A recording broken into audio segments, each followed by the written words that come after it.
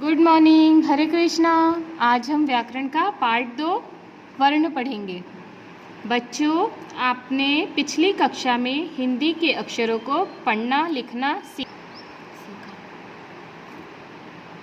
उन अक्षरों को वर्ण भी कहते हैं।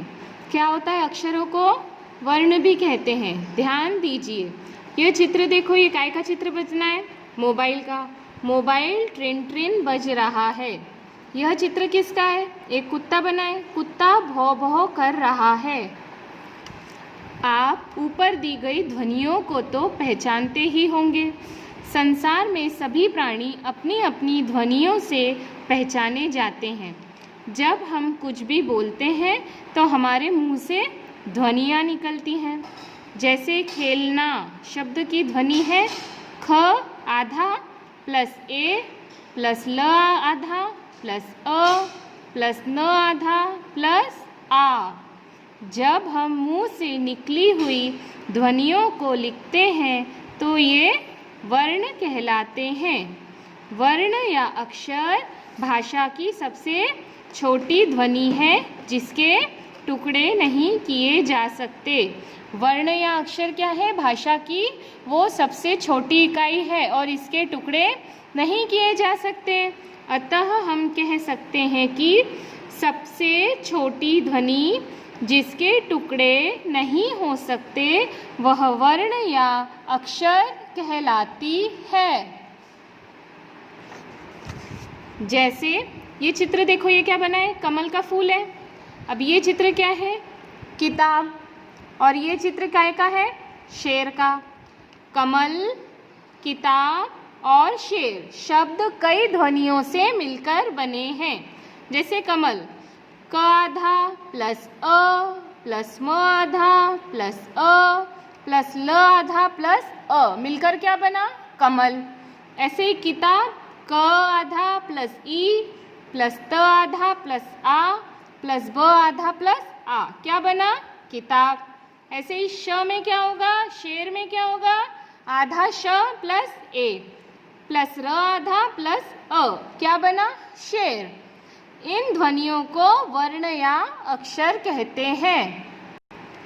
वर्णों के प्रकार। वर्ण दो प्रकार के होते हैं, स्वर, व्यंजन। हम सबको पता है वर्ण कितने होते हैं? दो तरह के। कौन कौन से? पहला स्वर, दूसरा व्यंजन। स्वर जिन वर्णों का उच्चारण बिना किसी वर्ण की सहायता से किया जाता है उन्हें स्वर कहते हैं। मतलब जिस वर्ण के उच्चारण के लिए दूसरे वर्ण की आवश्यकता नहीं होती उन्हें स्वर कहते हैं। हिंदी में 11 स्वर होते हैं। कितने होते हैं? 11। अब हम पढ़ेंगे कौन कौन से स्वर होते हैं। स्वर अ, आ, ई, उ, री, ए, ऐ, ओ, औ, ये सब क्या है? स्वर। व्यंजन जिन वर्णों के उच्चारण के लिए स्वरों की सहायता की आवश्यकता पड़ती है उन्हें व्यंजन कहते हैं। मतलब व्यंजन कौन से होते हैं? वे वर्ण जो स्वरों की सहायता से बोले जाते हैं वो होते हैं व्यंजन। जैसे आधा क प्लस अ मिलके क्या बना? पूरा क। ऐसे आधा च प्लस अ मिलके क्या बना? च, पूरा। हिंदी में 33 मतलब 33 व्यंजन होते हैं। कौन कौन से होते हैं व्यंजन? क, ख, ग, घ, अण, च, छ, ज, झ, इय, ट, ठ, ड, ढ, ण, त, थ, द, ध, न, प, फ, ब, भ, म, य, र, ल, व, श, श, स, ह, ये सब क्या है? व्यंजन। हिंदी की वर्णमाला।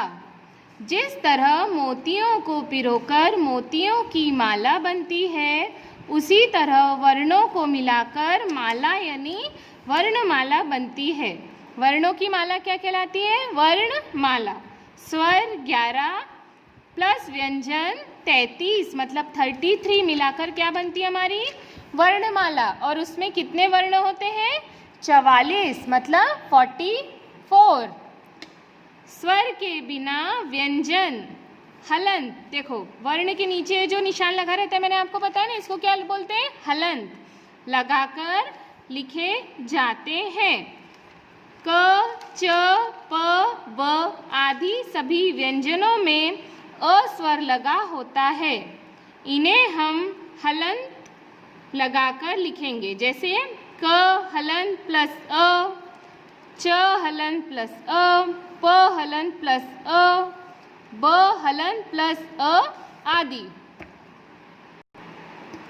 संयुक्त व्यंजन श क्षत्रिय का, त्र त्रिशूल का, ज्ञ ज्ञानी का, श्र श्रमिक का को हिंदी भाषा में संयुक्त व्यंजन माना जाता है।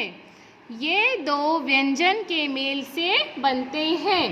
संयुक्त व्यंजन क्या होते हैं, जो दो व्यंजनों के योग से बनते हैं, इसलिए इन्हें संयुक्त व्यंजन कहते हैं।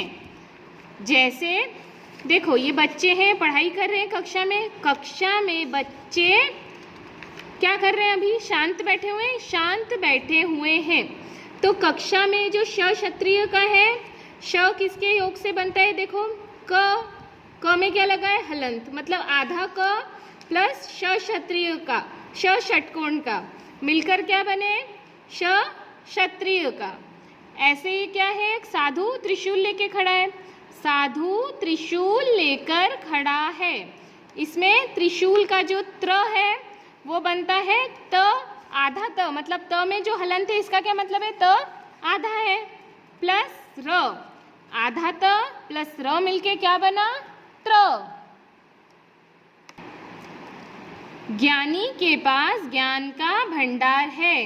तो ये ज्ञानी और ज्ञान में जो ये ज्ञ बना हुआ है ना, ये बनता है आधा ज प्लस अण इ से।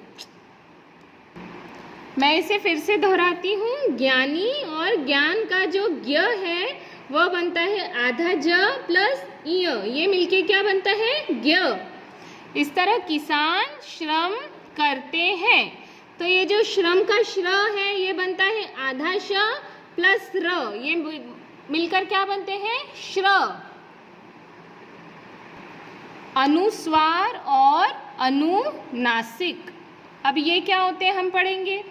मम्मी जी मेरे बालों में कंघी कर दो, दादाजी चांद कितना चमक रहा है।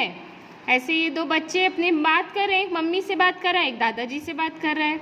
बच्चों आपने ऊपरी वाक्यों में कंघी शब्द में अंक की मात्रा और चांद शब्द में चंद्र बिंदु है ना, ये चिन्ह देखे, इन चिन्हों को क्या बोलते हैं हम। पहला जो है ये क्या है अम की मात्रा और ये क्या है चंद्र बिंदु है।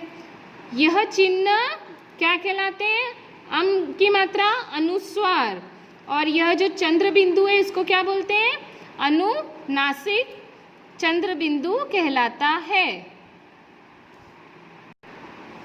विशेष अम और अह वर्णों को अयोगवाह माना जाता है।